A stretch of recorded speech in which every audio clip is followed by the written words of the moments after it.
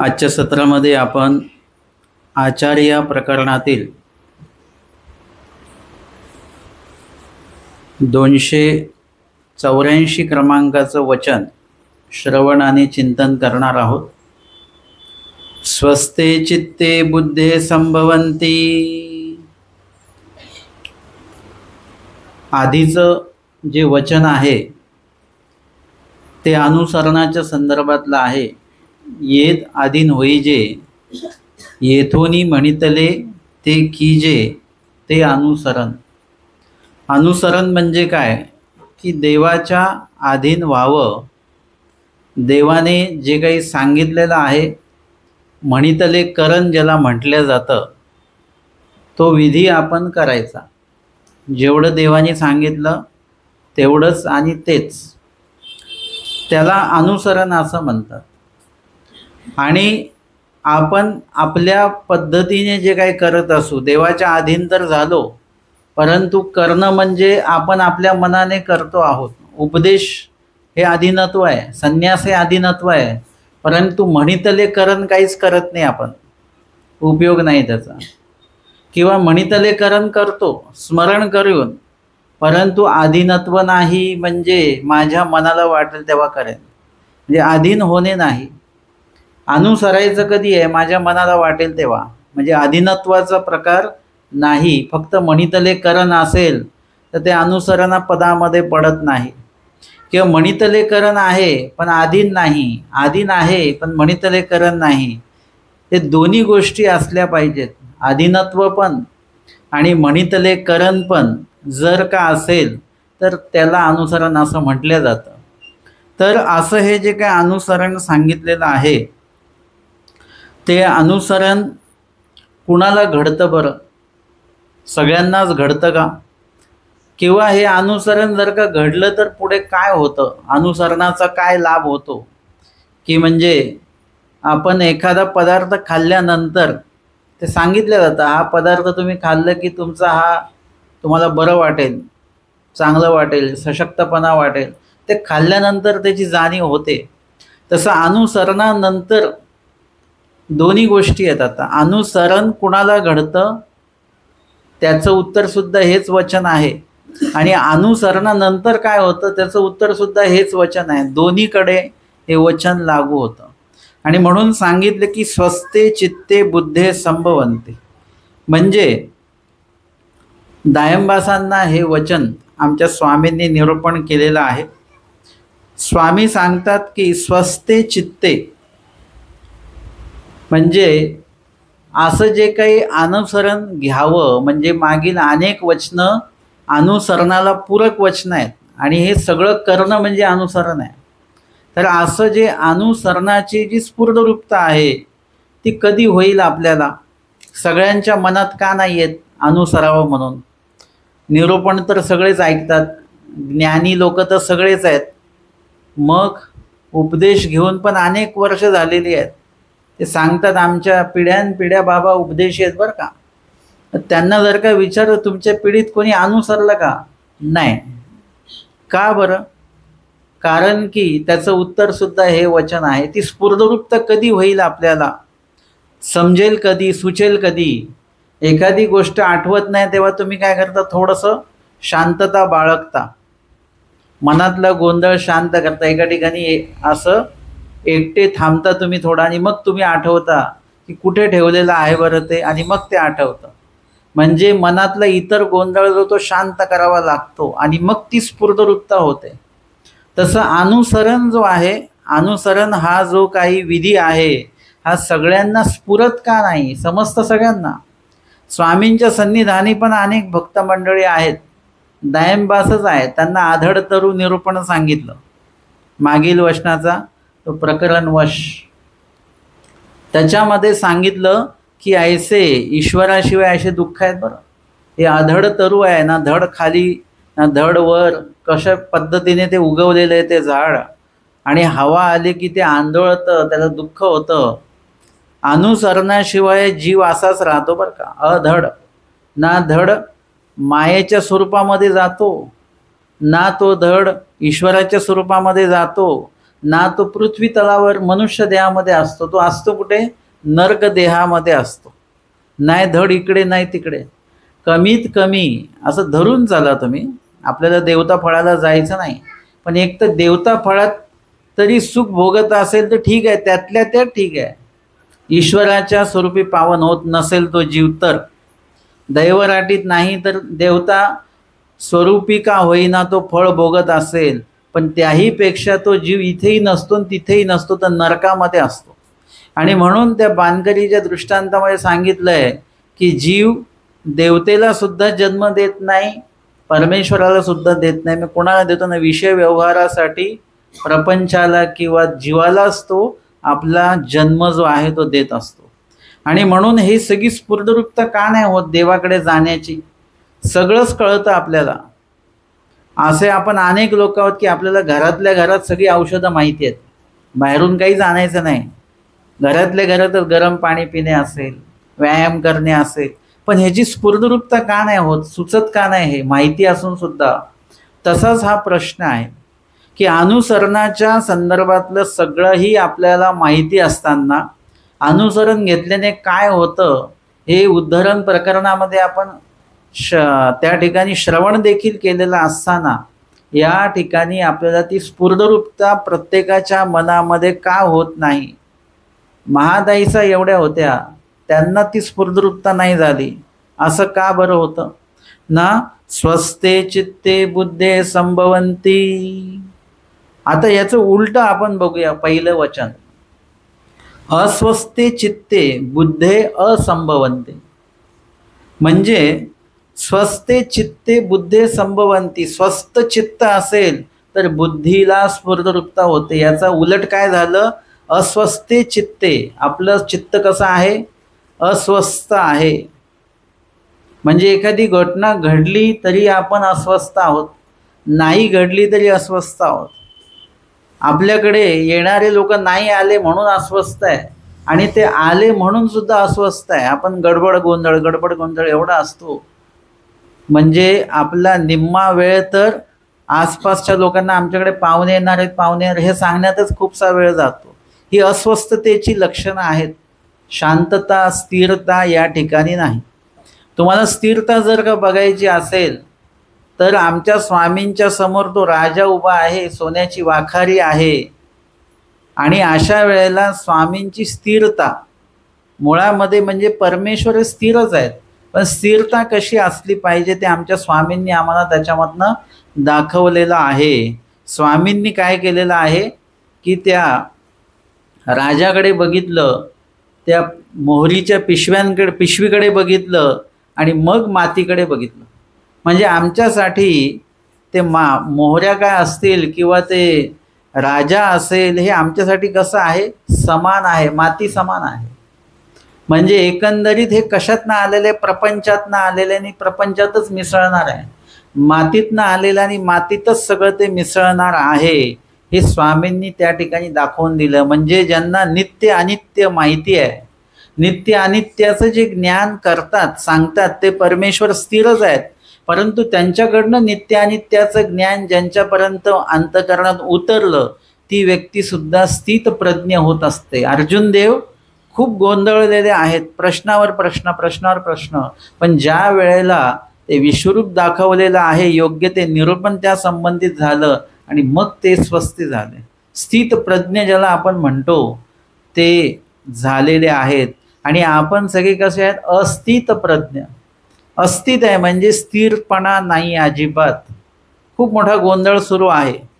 आता काही लोकांच्या मनात सुरू आहे की पाऊस सुरू आहे, मग जाताना पण पाऊस असेल का? मग रोज पाऊस असेल का? मग रोज यायचं का? आज लोक कमी का आहेत? म्हणजे हे सगळे विचार चालू आहेत. अस्थिर आहे, आपण एका ठिकाणी नाही आहोत. आपण खूप जीव जो आहे तो कसा आहे? सर्वीकडे असा व्यापलेला आहे. कसा? स्वरूपाने नाही, विचारांनी व्यापलेला आहे. आणि म्हणून अनुसरणाचा उल्लेख होत नाही. पण तो उल्लेख कधी होईल आपल्याला? स्वस्थे चित्ते बुद्धे संभवंती. आपलं चित्त जर का स्वस्थ असेल, त्याच्यामध्ये स्थिरता असेल, आणि ती स्थिरता म्हणजे कशी आहे, कशी स्थिरता, एखादा व्यक्ती मंद असतो, शांत बसलेला असतो, त्याला काही सुचत नाही, तशी स्थिरता नाही पाहिजे बरं का.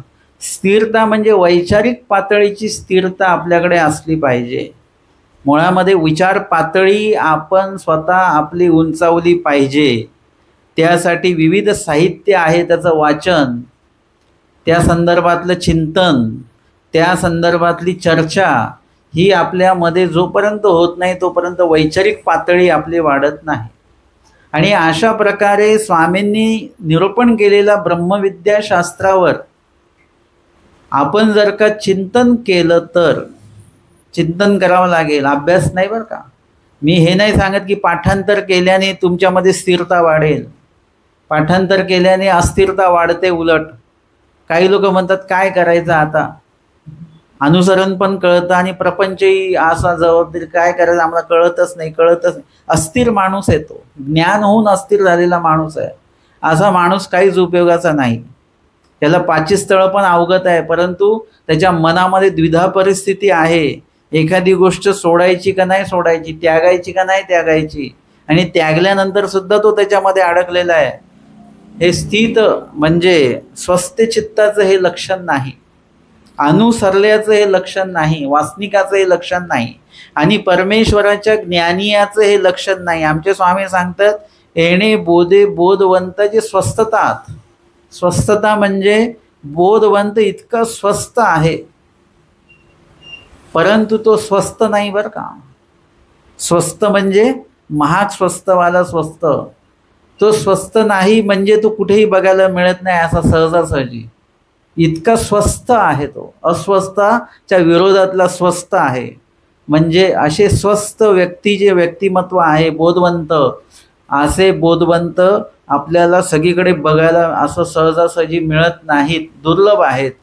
आणि म्हणून इथे सांगितलेलं आहे स्वामींनी खडकुलीला, दायंबाज जे आहेत ते स्वामींच्या पर्वा कारणे म्हणजे दवना पर्वाचा काही सोहळा आहे, आणि त्यावेळेला ते तिथे आलेले आहेत. परवी उत्तरार्ध 11 क्रमांकाची लीळा आहे. परवी दायंबा प्रमाद वचनी शिक्षापन. गोसाव्यांसी खडकली अवस्थान. दायंबाए गोसाव्यापुढे ऐसी पैजा घेतली होती, भोजा परवा लागोनी न पवे तरी न वरते ऐसे जाना. म्हणजे दवना पर्वा आहे आणि त्या पर्वाला मी पोहोचणारच बरं का. आणि जर का मी पोहोचलो नाही, त्यांनी अशी पैज देवाशी लावलेली, मी जर का पोहोचलो नाही तर समजायचं की मी न वरते म्हणजे मी जिवंत नाही असं समजायचं. मी जर का जिवंत असेल तर मी येणार म्हणजे येणारच, आणि मी जर का नाही आलो तर समजायचं हा मेला म्हणून. म्हणजे अशा प्रकारची टोकाची पैस त्यांनी लावलेली होती. म्हणजे इतकी निश्चितता होती, ऊन असो वारा असो पाऊस असो, मी निरूपणाला येणार म्हणजे येणारच. अशी पैस घेतो का आपण कधी? काही जरी झालं, जग इकडचं तिकडे जरी झालं तरी सुद्धा मी निरूपणाला येणार. महादेव राजा त्यांनी ती पैस घेतली होती की आज काही जरी झालं, राज्य गेलं तरी सुद्धा मी देवाच्या भेटीला जाणारच. अशा प्रकारची पैस दायंबांनी घेतलेली आहे. आणि मग दायंबा तिकडचं सगळं काही त्यांचं कार्य आटपून बळेग्रामहून ते निघाले आणि दिवे लावणी प्रतिस्थानासी आले. दिवे जोपर्यंत म्हणजे संध्याकाळ होते, 3 सणाची वेळ आहे, काळोखाची सुरुवात होत असते. दिवे कधी लावतात? काळोख पडल्यावर की आधी? हां, काय म्हणणं आहे तुमचं? पडल्यावर. पडल्यावर थोडंसं पडण्याच्या आधी, म्हणजे काळोख पडलं तर काहीच दिसणार नाही. मग काळोख पडण्याचा तो हे आहे 6, 6:15 वगैरे असं. तो पण ऋतू कुठला आहे, उन्हाळा पावसाळा त्यानुसार ते ठरतं. उन्हाळा असेल तर खूप वेळ दिवस मोठा असतो. मग ते दिवे लावणीच्या वेळेला म्हणजे आधीच्या काळामध्ये अशा प्रकारचं सांगितलं जायचं, मी 6 वाजता आलो 5 वाजता आलो असं नाही. दिवे लावणीच्या वेळेला म्हणजे त्यावेळेला संध्याकाळची वेळ आहे, काळोख पडायच्या आधी ते पैठणला पोचले आणि सासूरवाडीशी गेले. सासूरवाडीला गेले, त्यांना भेटले हाटी पाने पोफळे घेतली. स्वामींच्या भेटीसाठी निघालेले आहेत.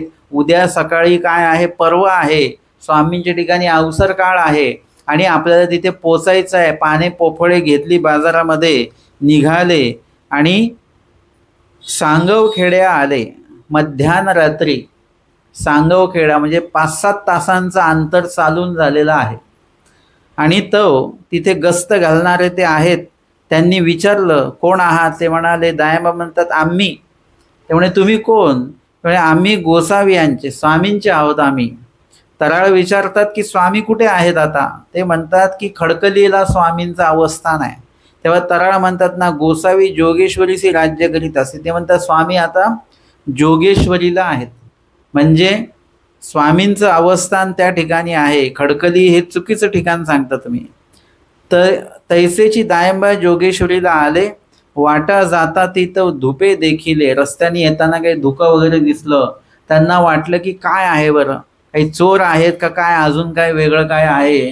थोडेसे घाबरल्यासारखे झाले असतील आणि मग थोडंसं पुढे आल्यानंतर धुपे बघितले आणि ते म्हणतात, माणूसे भेबे म्हणती ते ऐसे.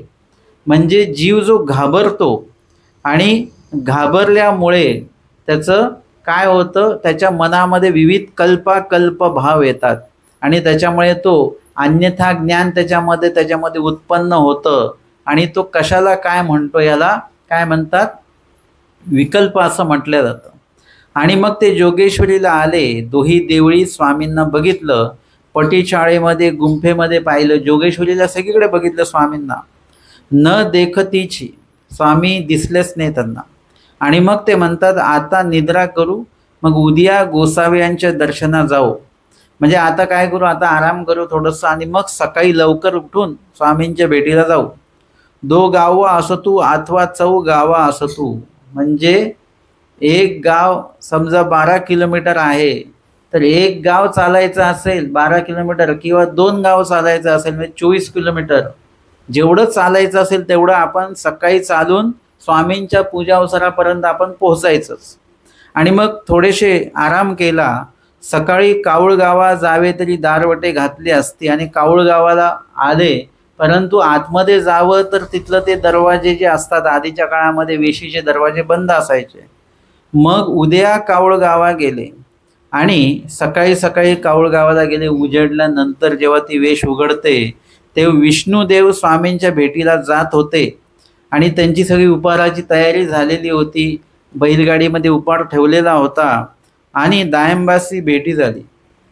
दायंबांची त्यांची भेट झाली. दायंबा विचारतात, गोसावी कवनी ठाई राज्य करीत आहात? स्वामी कुठे आहेत बरं आता? ते म्हणतात, गोसावी खडकली हे राज्य करीत असती आहात. खडकोलीला त्यांचं अवस्थान आहे स्वामींचं. हे नव्हे आम्ही दर्शना जावयाची आयते करीत असू. आम्ही हे काय स्वामींच्या भेटीला जायचीच आमची तयारी सुरू आहे. राहामा सांगा ते जाओ. ते म्हणे, बरं झालं तुम्ही आले, आता तुम्ही थांबा, थोडंसं हातपाय सोळे करा आणि मग आपण सोबतच स्वामींच्या भेटीला जाऊ. आपण असतो तर काय केलं असतं, थांबून गेलो असतो. परंतु दायंबास म्हणतात, ना मी जाईन. जेवढ्या लवकर दायंबास जातील तेवढ्या तास आधी स्वामींची त्यांना भेट होणार आणि जेवढं उशिरा जाणार आहे त्यांच्यासोबत तेवढं उशिरा स्वामींची त्यांची भेट होणार आहे. आणि म्हणून एकला विजया सांगितलेलं आहे. तुमच्या धर्माचे समजा किंवा अध्यात्माच्या संबंधित जे काही निर्णय आहेत ते तुम्ही स्वतः एकट्याने घेतले पाहिजेत. तुम्ही सगळ्यांना जर का धांदल मोक्ष करायला निघाले तर तुमचाही धर्म जाईल आणि त्यांचा तर धर्म नाहीच आहे ना. स्वामीने धांदल मोक्षाचं जे काही कथा सांगितलेली आहे ती पद्मनाभी देवांना त्याच दृष्टीने सांगितली. ते म्हणतात, माझे घरचे पण जर का इथेच आले स्वामींची सेवा केली, स्वामी म्हणतात काय मनोरथ सुरू आहे, धांदल मोक्ष चालू आहे तुमचा. बाईसा म्हणतात, देवा धांदल मोक्ष म्हणजे काय? मग ते सांगितलं. म्हणजे तुम्हाला धर्म आचरण करायचं असेल तर तुम्हाला एकट्यालाच ते आचरण करावं लागेल, तर ते साध्य होण्याच्या कक्षेमध्ये येईल. तुम्ही 10 लोकांना घेऊन जर का म्हटले की असं असं करू तर चालणार नाही. मी जर का म्हटलं नाही अजून 300 लोक आले पाहिजेत मगच मी निरूपण करेन, ते लोक येणारच नाही, आपले निरूपण थांबून जाईल. जेवढे कोणी आले तेवढे, कुणीच नाही आले तर मग करायचं नाही का? नाही, कोणीच नाही आले तर आपण एकट्याने वाचायचं. आपला धर्म आपण लोकांमुळे चालवायचा नाही आणि लोकांमुळे बंद नाही करायचा. आपला धर्म आपल्या दृष्टीने आपल्या क्षमतेने आपण सुरू ठेवायचा. आणि दायंबास म्हणतात मी जाईन, म्हणजे मी तर जाईन, मी थांबणार नाही. आणि तैसेची दायंबा खडकुली असे आले. स्वामींना बाहेरीली पटीशाळेवर स्वामींना आसन होतं. रिगता डाव्या हाता स्वामींना पटीशाळेवर जसं पायऱ्या चढल्या की डाव्या बाजूला स्वामींना आसन होतं. गोसावियांशी दंत धावन होत असे. म्हणजे स्वामी काय करतात, 2 सिलिका भट्टोबास आणून देतात रोज. आंब्याच्या, बोरीच्या असतील, लिंबाच्या असतील, ज्या काड्या आहेत त्या आणल्या जातात आणि त्या सिलिका म्हणजे काड्या त्याच्याने स्वामी दंत धावन करतात. रोज स्वामी दात स्वच्छ करतात. बरं, काही लोक असं आहे की नाही आम्ही आता वैरागी आहोत किंवा रोज दात नाही घासायचे, असं करायचं नाही. रोज तुमचे दात घासल्याच गेले पाहिजेत. स्वामींच्या लीळाचरित्राला आपण बघितलं तर स्वच्छतेचा एक भाग आम्हाला तिथे दिसतो. बाईसाही स्वच्छ राहतात. म्हणजे या ठिकाणी स्वामींनी हा देखील संदेश दिलेला आहे. आज आपल्याला सांगितलं जातं की काहीतरी खाल्ल्यानंतर हे करा, ब्रश करा. आमच्या स्वामींच्या लीळाचरित्रामध्ये 800 वर्ष आधीच काही स्वामींनी ग्रहण केलं, आरोपणा केली तर स्वामी चूळ भरतात, गुळणा करतात. म्हणजे तोंडातले जे काही अन्नकण आहेत ते त्याच्यामध्ये तोंडात राहिले नाही पाहिजेत. अशा दृष्टिकोनातनं ही आरोग्य संदेश देखील आम्हाला लीळाचरित्रातनं मिळतो. आणि दायंबासाने दंडवत घातले स्वामींना, श्रीचरणा लागले. गोसावी शिळिका ऐसी धरलेली होती, एका श्रीकरामध्ये शिळिका धरलेली होती. आणि मग स्वामी म्हणतात काही ग भोज्या पहाट विले मा, म्हणजे तुम्ही काल आले असते वगैरे, तुम्ही सकाळी सकाळी आले आणि तुम्ही येईपर्यंत उजाडलं सगळं. कारण की स्वामींचं दंत धावन कधी व्हायचं, अरुणोदय झाल्यानंतर. अरुणोदय म्हणजे काय, सूर्याचा सारथी, सूर्य उगवण्याच्या आधी एक लालिमा येते. असं म्हणतात की ते सूर्याचा तो सारथी आहे अरुण, तर तो आधी येतो आणि मग सूर्य येत असतो. तर हे पहाट विलेमा म्हणजे थोडंसं उजाडल्यानंतर तुम्ही आले, आम्हाला वाटलं अजून लवकर याल तुम्ही. ते म्हणतात दायंबा जीजी मी रात्रीची आला, मी रात्रीच आलेलो होतो, परंतु त्या तराळांनी काय केलेलं आहे की त्यांना जोगेश्वरीचा पत्ता सांगितला म्हणून ते जोगेश्वरीला गेले. तर तेवढा वेळ अजून ते लवकर आले असते आणि म्हणून त्याच्यामुळे उशीर झाला. आणि मग सकाळी सकाळी कावळगावला मी पोहोचलो वगैरे वगैरे असं सगळा वृत्तांत त्यांनी सांगितला. आणि त्यांचे जे काही कष्ट स्वामींनी, म्हणजे त्यांनी जो शब्द दिलेला होता, शब्द आपला कसा असला पाहिजे, एक तर शब्द द्यायचेच नाही कोणाला, गप बसून राहायचं, काहीच बोलायचं नाही. जसं नाही मी मेसेज टाकतो तुम्ही लोक काहीच बोलत नाही, तसं राहायचं. हूं की चू बोलायचं नाही, अडकायचं नाही शब्दांमध्ये.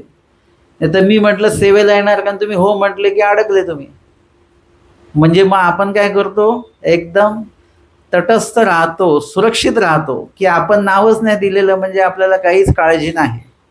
इथे दायंबासांनी स्वामींना शब्द दिलेला आहे की मी येईन म्हणजे येईनच. आणि ते आले आणि तो येण्याचा प्रवास त्यांचा काही साधा सोपा नव्हता. आदल्या दिवशी सगळे त्यांचे कार्य आटपून ते निघालेले आहेत. म्हणजे दिवसभर आराम नाही, रात्रभर चालणं आहे. आणि त्याच्यानंतर आत्ता स्वामींच्या इथे पोहोचले तर स्वामी म्हणतात भोजियासी कवणाचा पाडू नाही. म्हणजे दायंबासांची बरोबरी कुणीच करू शकत नाही, ही त्यांची विशेषता आहे. स्वामी प्रत्येकाच्या काही ना काही विशेषतेबाबत स्वामी बोलत असतात. आमच्या साधाईसांना स्वामी साधाईसा हे नाव ठेवतात, तर ते सुद्धा काय आहे, त्यांची ती विशेषता आहे. तशा पद्धतीने भट्टोबासांना स्वामी सांगतात वा नरे, म्हणजे वा नरा, एक प्रकारचं कोणीतरी तसंही म्हटले वा नरा असं स्वामी म्हणतात. म्हणजे भट्टोबासांची जी चपळता वगैरे आहे ती एक त्यांची विशेषता आहे. अशा पद्धतीने भोजियासी कवणाचा पाडू नाही, यांची बरोबरी कोणी करू शकत नाही. मग पुढील अवघे दायंबाये सांगितले, सर्व वृत्तांत सांगितला. आणि मग स्वामी बाईसांना म्हणतात तुमते पाणी भातू असे, बाई तुमते पाणी भात आहे का, काही खायला वगैरे काय आहे. हो बाबा असे स्वामी म्हणतात, तरी भोजा भुकायला आहे, जेऊ वाढा. ते भुकेलेले आहेत. चालत येणारा माणूस आहे आणि त्या काळाचा माणूस आहे तो, 800-850 वर्ष आधीचा. म्हणजे त्यांचा आहार वगैरे सगळा व्यवस्थितच असणार आहे. आणि आता भूकही लागलेली आहे. हे आमचे स्वामी सर्वज्ञ असल्यामुळे ते सर्व जाणतात आणि बाईसांना जेऊ वाढायला सांगतात. दायंबा स्वामींना म्हणतात, नाजी मी गोसावे यांच्या ठाई पर्व करीन मग जेवीन. ही एक विशेषता आहे दायंबासांची. ते अनुसरले नाहीत हा भाग विसरून जाऊ आपण. त्याच्याशी आपल्याला काही घेणं नाही. ते स्वामी आणि ते बघून घेतील. आपल्याला त्यांच्या विशेषता घ्यायच्या आहेत. आहे ना. तुम्ही भाजी निवडताना काय करता, योग्य त्या गोष्टी ज्या आहेत त्या भाजीतला योग्य जो भाग आहे तो घेता, अनावश्यक भाग तो तुम्ही टाकून देता. तसं दायंबास काय म्हणतात की नाजी मी आधी स्वामीचे ठाई पर्व करेन, अवसर करेन, विडा अवसर वगैरे सर्व विधी करेन आणि मग जेवेन. म्हणजे इतकी सहनशीलता त्यांच्याकडे ती आहे. तेव्हा स्वामी त्यांना म्हणतात, येत तैसे तैसे येत काही नाही, तैसे येत काही नाही. बरं का, देवाच्या ठिकाणी म्हणजे इतकं इतर लोकांसारखं नाही.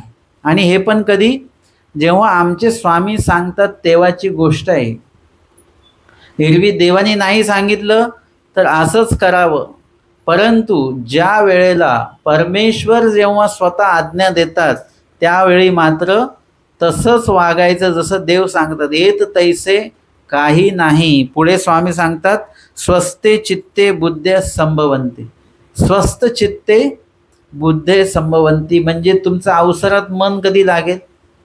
स्वस्थे चित्ते म्हणजे तुमचं चित्त स्वस्थ असेल तर बुद्धे संभवंती म्हणजे तुमची बुद्धी जी आहे ती स्थिर राहील. चित्त स्थिर राहील तर बुद्धी स्थिर राहील आणि बुद्धी स्थिर राहिलं तर संभवंती म्हणजे तुम्हाला स्फुरेल. परंतु जर का तुम्ही अस्वस्थ असाल तर तुम्हाला स्फुरणार नाही. आणि म्हणून काय करा, आधी भोजन करून घ्या. नाही तर काय होतं की आपल्याला भूक लागलेली आहे तर पहिले जेवून घ्या. नाहीतर काय होईल, धड लक्ष निरूपणात राहणार नाही, धड भुकेतही राहणार नाही. थोडं इकडे थोडं तिकडे असं नको. किंवा मी सांगत असतो, निरूपणाला येताना आपलं घरीच झोप काढून या बरं का.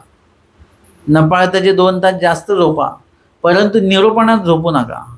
म्हणजे निरूपणाला आल्यानंतर कसं पाहिजे, आपण स्वस्थ चित्त कधी राहील, जेव्हा तुमची झोप पूर्ण झालेली असेल. स्वस्थ चित्त बुद्धे संभवंती आणि झोप पूर्ण झालेली असेल तर तुमच्या बुद्धीला स्फुर्तरूपता ठरेल. तुम्ही हे निरूपण ऐकताना एखादा नवीन प्रश्न निर्माण होईल तुमच्यामध्ये, आहे ना. असं होऊ शकतं की रात्री अपरात्री प्रवास करावा का आपण, हा प्रश्न तुम्हाला उद्भवू शकतो. किंवा अजून काय काय तुम्हाला निरूपण ऐकताना कधी स्फुर्तरूपता होईल प्रश्नांची उत्तरांची, हे जेव्हा तुम्ही स्वतः स्वस्थ चित्ताने तुमची बुद्धी जर का स्फुर्तरूपता आणणारी असेल तेव्हा हे प्रश्न तुम्हाला निर्माण होतील.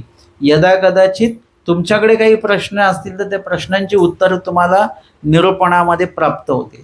आणि म्हणून स्वामींनी त्यांना सांगितलं, स्वस्थे चित्ते बुद्धे संभवंती. मग दायंबाए नावेक पाणी भातू घेतला.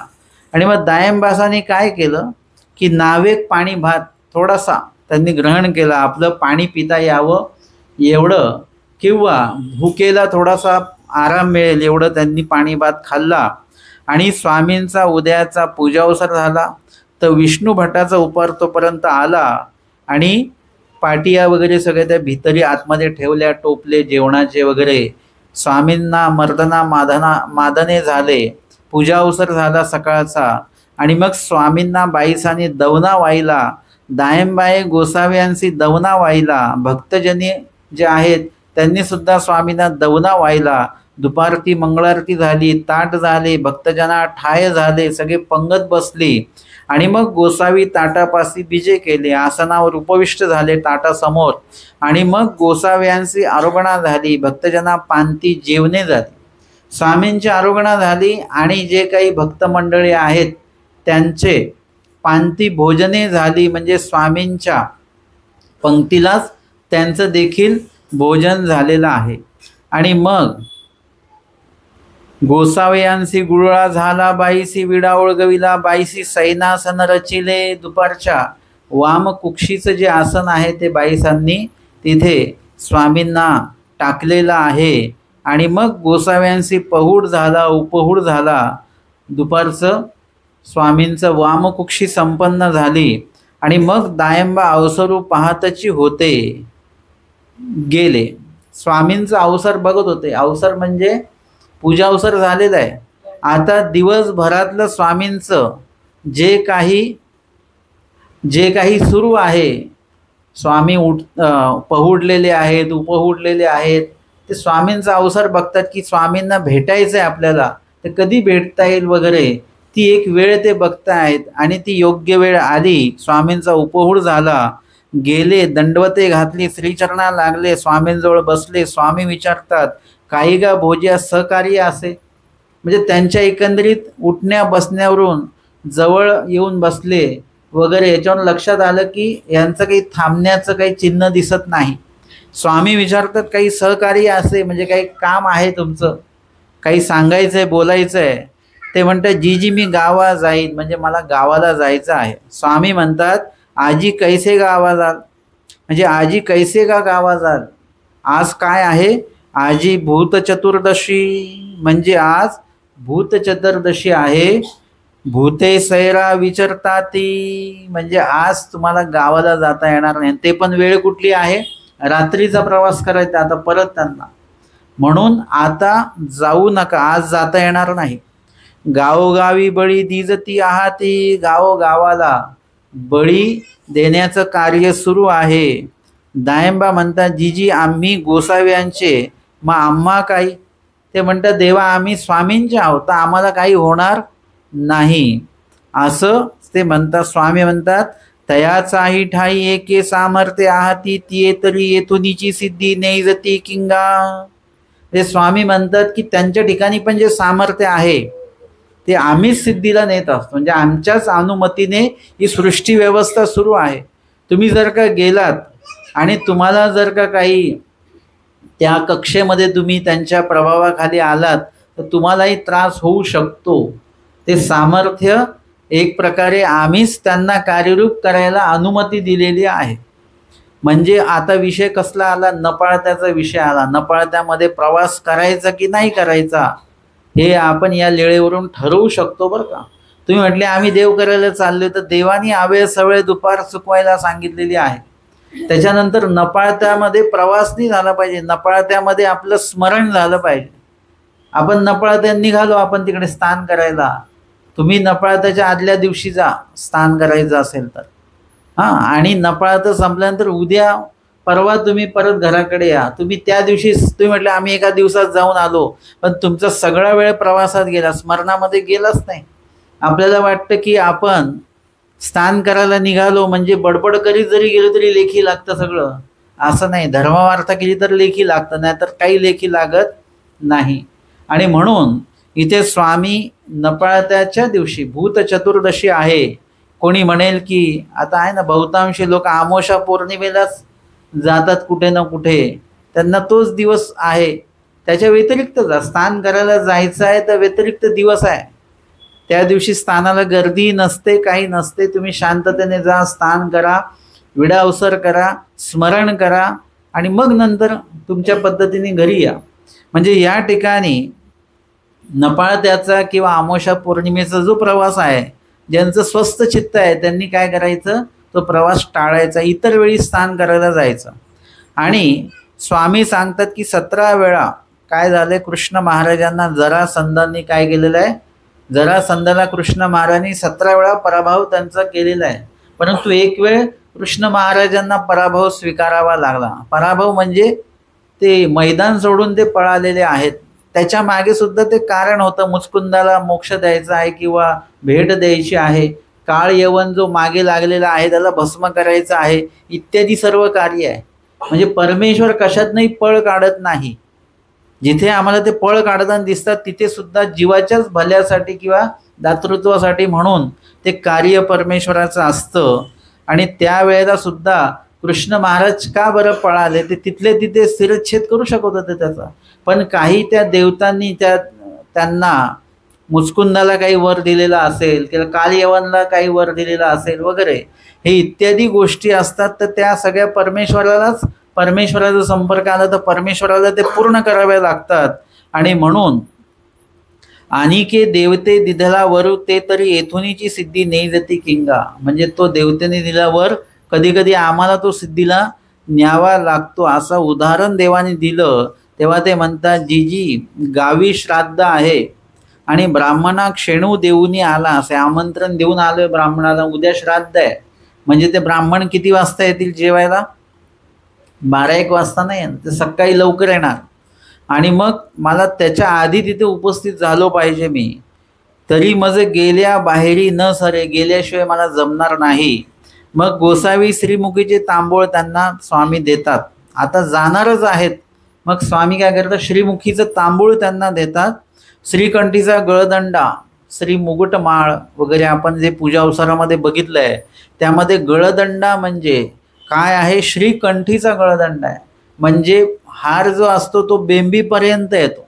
आणि हा श्रीकंठीचा गळदंडा म्हणजे गळ्याच्या जवळ हा हार आहे, म्हणजे मोठ्या हारापेक्षा पण छोटा हार आहे हा. जसं आपण गळ्यामध्ये चैन वगैरे घालतात ना काही लोक, तशा पद्धतीने ती चैन गळ्याच्या जवळ असते आणि डोक्यातनंही ती जाते बरोबर.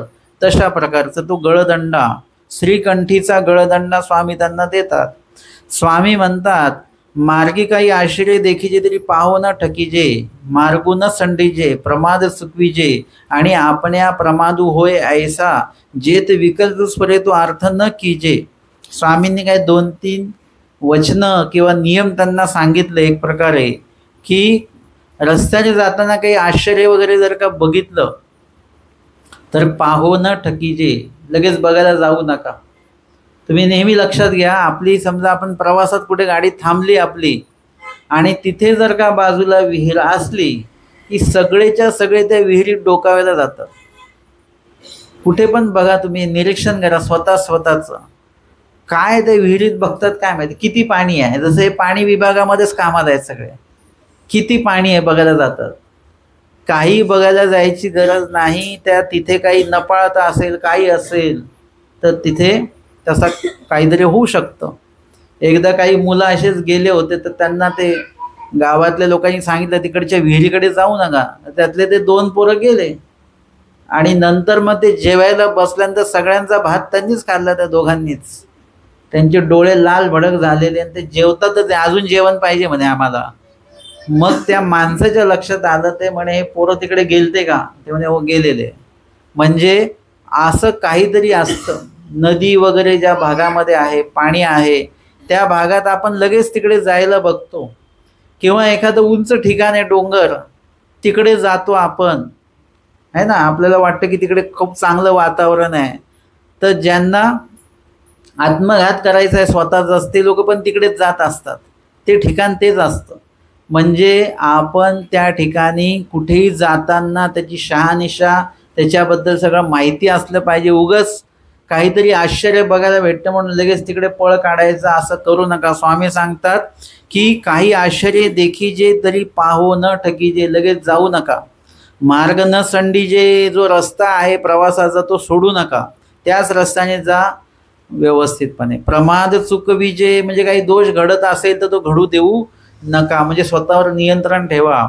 आणि आपण्या प्रमाद होय ऐसा जेत विकल्प स्फुरे, अशी जर का कल्पना मनात विचार काय असा आला ज्याच्यामुळे दोष घडू शकतो, तर काय करा, तो अर्थ न कीजे, तो विकल्प किंवा तो अर्थ मनात येऊ देऊ नका. मग ते निघाले पैठणा परते गेले, आणि तेथ मार्गी दोघे दोघे बोलती. आणि ते पोचले पैठणच्या तिथपर्यंत, आणि त्यांना रस्त्याने जाताना मग 2 माणसं आपसात बोलतात असा आवाज त्यांना यायला लागला. ऐकती, आता दायंबास थांबायचे की कोण बोलतंय बरं. मग थांबले की तो आवाज जो आहे उभे ठाकून ऐकू पाहते आणि नायकती. थांबले की ती आवाजही थांबायचा. चालायला लागले की तो आवाजही यायचा. ऐसा विंजुगा पातले, आणि तव महालक्ष्मीच्या देवळीचे देगे आणि घाली ऐसे शब्द हो लागले. म्हणजे त्या ठिकाणी महालक्ष्मीच्या देवळाजवळ पोचले आणि तेथे दे घे आणि घाली, म्हणजे दे बरं बळी, ते म्हणतात घे बळी, असे शब्द त्यांना ऐकायला यायला लागले. आणि कोणीतरी कोणाचा तरी बळी घेण्याविषयी बोलतंय आणि कोणीतरी बळी देण्याविषयी बोलतंय, असे शब्द त्यांच्या कानावर आले. ऐसे शब्द लागलेत. कोणी दिव्य मार्गेची आली असे ती, का कोणी वस्तुकारे उतरली असे ती, जाओ चारी पहार या पासी बसो. त्यांना वाटलं त्या महालक्ष्मीच्या देवळात कोणीतरी प्रवासी आहेत का, कोण दिव्य मार्गेची कोण आलेले आहेत. आपण असं करू, आपण थोडा वेळ तिथे जाऊन बसू आणि त्याच्यानंतर आपल्याला झोप झाली नसेल किंवा सतत प्रवासामुळे असं भास होत असेल म्हणून आपण थोडं त्या मंदिरामध्ये थांबूया आणि मग उद्याची गावा जावं, सकाळी लवकर उठून निघून जावं. आपण निम्मा प्रवास झालेला आहे. म्हणूनही महालक्ष्मीच्या कोंटावरी आले, त्या कोपऱ्यापर्यंत आले आणि आठवले आणि देवाचे शब्द आठवले. काय की स्वामी म्हणतात की मार्ग न संडीजे, रस्ता सोडू नका असं स्वामींनी सांगितलेलं. तसेच परत त्यांच्या गावच्या रस्त्याला ते लागले. तव पर्वती काळी घोडे शेळी मे मे करीत निघाली, तेव्हा पर्वता एवढी काळी घोड्यासारखी उंच अशी, म्हणजे तशी दष्टपुष्ट अशी शेळी मे मे करीत निघाली, म्हणजे तिचा आवाज जसा मे मे करत ती आलेली आहे. आणि तयाचिया टाका चेपिती, म्हणजे जसं दायंबा पाय उचलायचे तिथे ते पाय त्यांचा, म्हणजे त्यांना मागच्या त्या पायाच्या टाचांना ते जाणवायचं की कोणीतरी आपल्या मागे आहे बरं का, चालतंय. आणि दायंबा उभे राहायचे आणि ते दायंबा त्यांना काय म्हणायचे, तुम्ही का वायाची श्रमते असा, उगाच कशाला आमच्या मागे येत आहे. दायंबांना माहिती होतं, एक तर त्यांनी धीटच होते आधी की आम्ही स्वामींची आम्हाला काही होणार नाही. त्यातले त्या स्वामी तांबूळ प्रसाद दिला, गळदंडा दिलेला आहे, म्हणजे अजून त्यांना धीटपणा आला.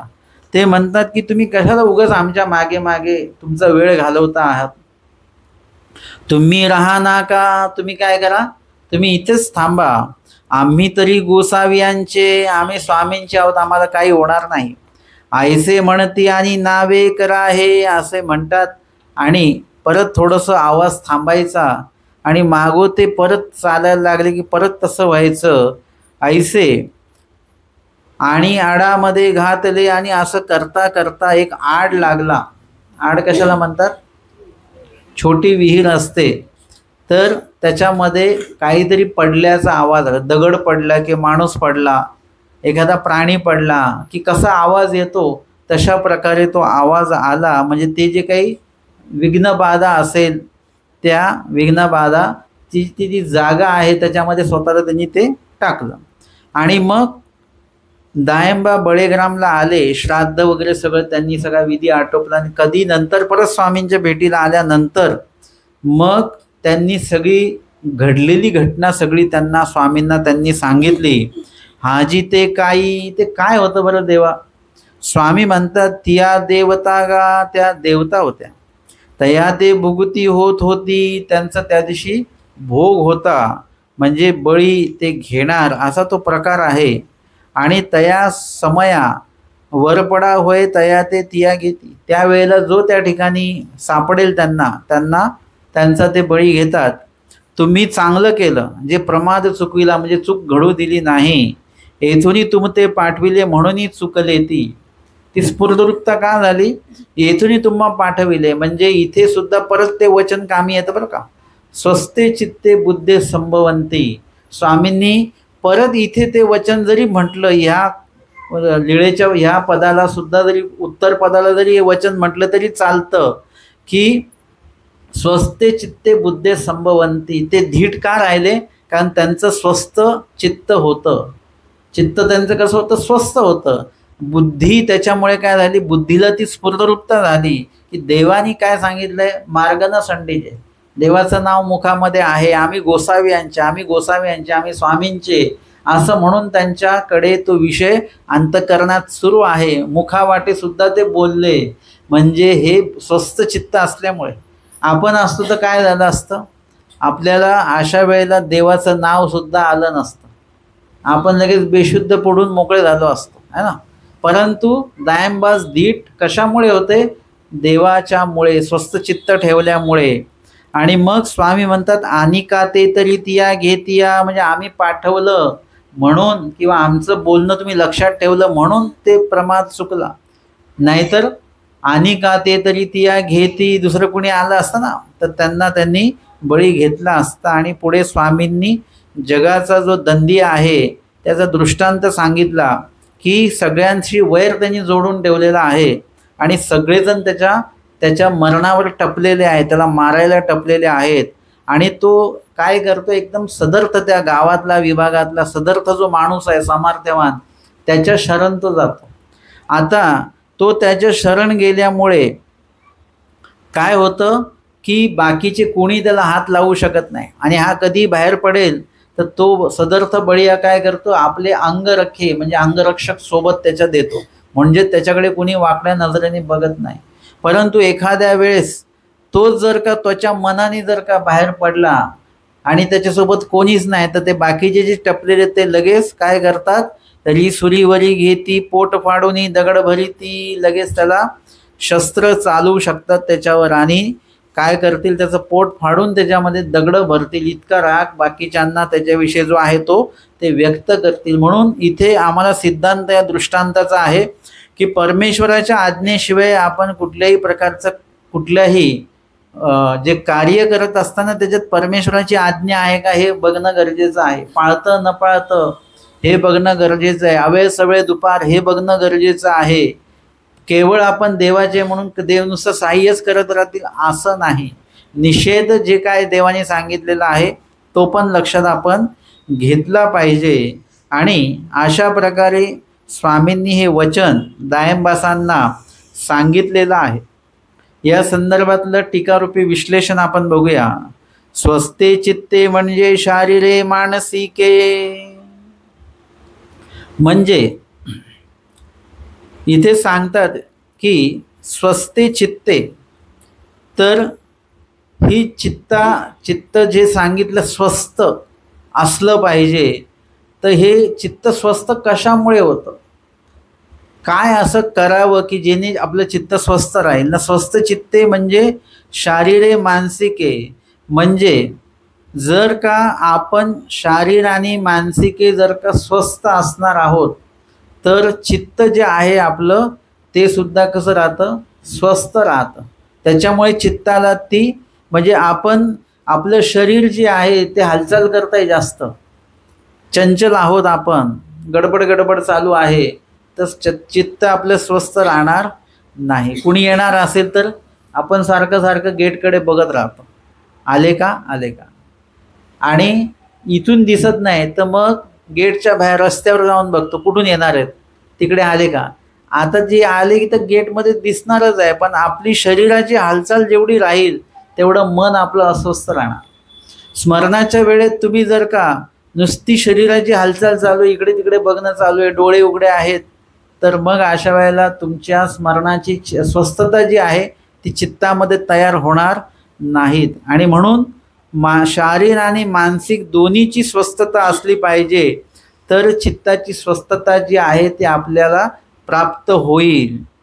बुद्धे म्हणजे उल्लेख स्फूर्ती. आता स्वस्थ चित्त असल्यानंतर काय होईल बरं, किंवा बुद्धे संभवंती म्हणजे नेमकं काय ना. बुद्धे म्हणजे उल्लेख स्फूर्ती म्हणजे तुम्हाला काय करायचं हे तुम्हाला स्फूर्त सुस्त, म्हणजे एखादा विचार तुम्हाला करायचा असेल तुम्ही म्हणता थोडं 2 मिनटं मला द्या बरं, मी विचार करतो. 2 मिनटानंतर काय तुम्ही वेगळा थोडी काय अभ्यास करणार आहे. परंतु तुमची जेव्हा चित्ताची स्वस्थता जोपर्यंत लाभत नाही तोपर्यंत बुद्धी कार्य करत नाही. तुमच्या बुद्धीत किंवा चित्तात गोंधळ होतो, त्यावेळेला तुम्ही काहीच धड बोलू शकत नाही, धड ऐकू शकत नाही. आणि म्हणून तिथे सांगितले बुद्धे संभवंती. स्वस्थ चित्त केल्याने काय होतं, बुद्धे संभवंती. तर बुद्धे संभवंती म्हणजे नेमकं काय, त्याचा अर्थ काय ना. उल्लेख स्फुरती म्हणजे ज्या क्रियेविषयी तुम्ही आता पुढाकार घेतलेला आहे त्या क्रियेविषयीची स्फुरदरूपता जी आहे ती तुम्हाला होत असते. आता आपल्याला काय करायचं आहे, कुठला विधी आधी करायचा आहे, कुठला विधी नंतर करायचा आहे. इथे सांगितलं की भिक्षेला जाण्याआधी स्मरण करून जा. भिक्षा मागत असताना स्मरण करा, भिक्षा मागून परत येत असताना भोजनस्थळी येताना स्मरण करत करत या. आणि मग लगेच जेवायला घ्यायचं का? भिक्षांनी सवापळ अमृत आहे म्हणजे लगेच जेवायचं का? ते नाही. ते तिथे भोजन, तिथे सगळं देवाला दृष्टी, कृपा दृष्टी अवलोकन करा वगैरे, आणि परत तिथे स्मरण करा 5-1 गाठी, की जेणेकरून त्यामध्ये काही दोष वगैरे आपल्याकडनं संचारला असेल, आपण त्याला कारणीभूत झालो असेल, उल्लेखाचा एखादा पदार्थ आला असेल तर तो लक्षात येईल. मग तो भिक्षा घेताना लक्षात येत नाही, घेतल्यावर लक्षात येत नाही, आणताना लक्षात येत नाही, पण तो स्मरणामध्ये लक्षात येऊ शकतो, कारण तुम्ही त्यावेळेला स्थिर झालेले असता. मग त्यावेळेला त्या गोष्टी लक्षात येतात. आणि म्हणून उल्लेख स्फुरती म्हणजे नित्य नैमित्तिक जेही तुम्ही विधी करत आहात त्या विधीमध्ये तुमची बुद्धी जी आहे त्या बुद्धीला स्फुरद्रूपता मिळाली पाहिजे. तरच काय होणार आहे की पुढे विधीला विधी भेटत जातील आणि ते घडत जातील. विधीला विधी भेटतात पण ते घडत नाहीत आपल्याला, कारण की बुद्धीला स्फुरत नाही नेमकं काय केलं पाहिजे. नंतर कळतं की घरी हे होतं बरं का, हे नेलं पाहिजे होतं, किंवा आपण तिथे ती सेवा करू शकलो असतो, ती सेवा करू शकलो असतो, पण ते स्फुरत नाही कारण की स्वस्थ चित्तता नाही आहे.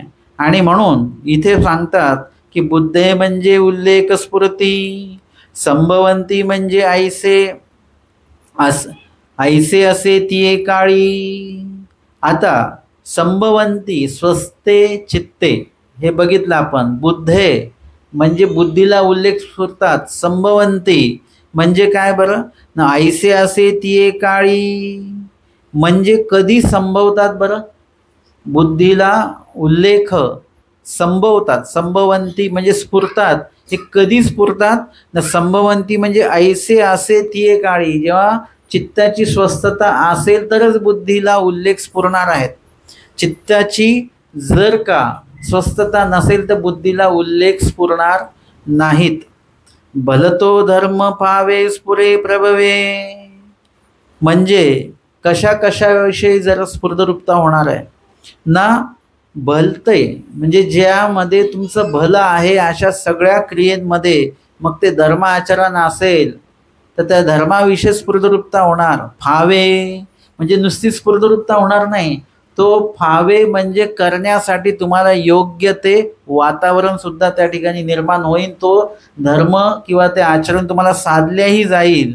स्फुरे म्हणजे त्याच्यातनं अजून काय नवीन नवीन जे आहे त्याची स्फुरद्रूपता देखील आपल्याला होणार.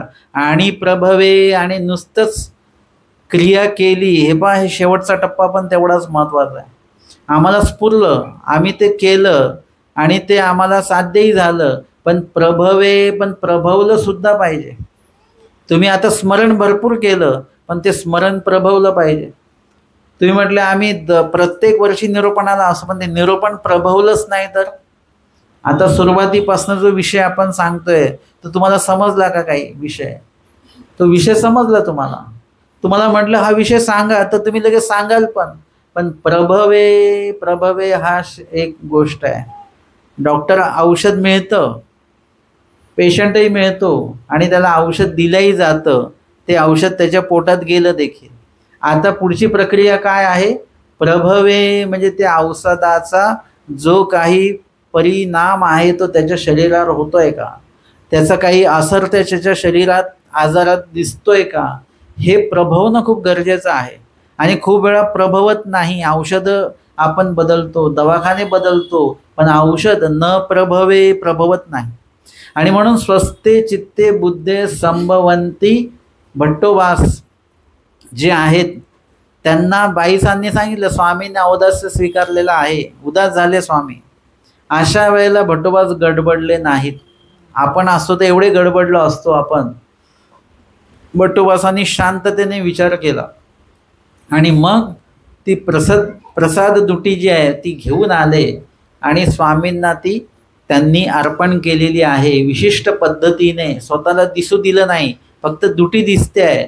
आणि फक्त भट्टोबासांचा आवाज पोहोचला की श्री प्रभू गोसाव्यांची प्रसन्न दुटी आपण स्वीकार करा अशी विनंती भट्टोबासांची स्वामींपर्यंत पोहोचली. हे कशामुळे झालं स्वस्थे चित्ते त्यांचं होतं, म्हणून बुद्धे संभवंती म्हणजे त्यांना ते स्फुरलं बरोबर. स्वामी पहिल्यांदाच असं काहीतरी उदास झालेले आहेत, म्हणजे एकदा भट्टोपासनावर उदास झालेले आहेत, परंतु आता ही दुसरी वेळ आहे, काही कारण नसताना. त्यावेळी कारण आपण होतो म्हणून आपण उपाय केला तो, पण आता तर कारण कोण आहे कसं काय कळेल, म्हणजे अशी वेळ पहिल्यांदाच आहे. मग त्या वेळेला भट्टोपासांना कसं काय स्फुरलं बरं ना. आता समजा ही लीळा आपल्याला माहिती आहे, यदा कदाचित स्वामींच्या सोबत आपण असू आणि स्वामी उदास झाले तर आपल्याला ह्या लीळेची आठवण येऊन आपण काहीतरी असं काहीतरी करू. आपल्याला ही प्रक्रिया माहिती आहे की भट्टोबासांनी कोण्या एकेकाळी असं केलं होतं, परंतु भट्टोबासांना असं कुठलाही पूर्व अनुभव नाही आहे. मग त्यावेळी कसं काय स्फुरलं त्यांना न. स्वस्थे चित्ते असल्यामुळे बुद्धे संभवंती म्हणजे त्यांना ती बरोबर स्फुरवृत्ता झाली. आणि स्वामी देखील त्यांना विचारतात, हे तुझं काहीसे न स्फुरले. ते म्हणतात, हे आपलेनी श्रीचरणाचे नि प्रसादे, तुमच्या श्रीचरणाचे नि प्रसादे हे मला स्फुरलेलं आहे असं भट्टोबासही सांगतात. म्हणजे या ठिकाणी स्वामींना शरण गेलेले असल्यामुळे आता मनामध्ये कुठलाही कल्पविकल्प तर नाहीच, कुठली अस्वस्थता देखील नाही, आणि आता केवळ स्वस्थता भट्टोबासांना लाभलेली आहे. आणि ती स्वस्थता लाभल्यामुळे काय झालेलं आहे, त्यांचं चित्त स्वस्थ आहे आणि बुद्धे संभवंती. आणि म्हणून भट्टोबासांना लीळाचरित्र जर का आपण बघितलं, इतरांपेक्षा जास्त स्फूर्त भट्टोबासांना. बाहुल्य भट्टोबास गोसावी यांची प्रवृत्ती जाणती, म्हणजे वचन नायंबासांसाठी सांगितलंय, पण ते बसतं पूर्ण भट्टोबासांवर, पूर्णपणे हे वचन बसतं. आणि म्हणून त्यांना बाहुल्य स्वामींची प्रवृत्ती भट्टोबास जाणवत होते. त्याचं कारण ते आहे की ते स्वस्थ चित्त घेऊन तिथे स्वामींचे सन्निधानी होते. आणि म्हणून या ठिकाणी काय झालेलं आहे की धर्म जो आहे, धर्म आपल्याला प्राप्त व्हावा, तो फावावा, म्हणजे करण्यासाठी म्हणून तो सहज शक्य आपल्याला प्राप्त झाला पाहिजे आणि सहज पणे तो आपल्याकडनं घडला पाहिजे. आणि स्फुरे म्हणजे उचित काळी उचित जे काही क्रिया आहे ती स्फुरली पाहिजे तुम्हाला त्याच वेळेला. जसं महादाईसांना स्फुरलं, काय म्हटल्या महादाईसा, मी स्वामींना काय देईन, दिडरे की आहिता, दिडरे देईन म्हणजे धिरडे. आणि जेव्हा दिलं जातं स्वामी म्हणतात हे तर काय आहित आहे, हा ते म्हणतात हा हे धिडरच आहे, धिरडेच आहे, पण आमच्याकडे त्याला धिरडा म्हणतात, तुमच्याकडे त्याला आहिता म्हणतात.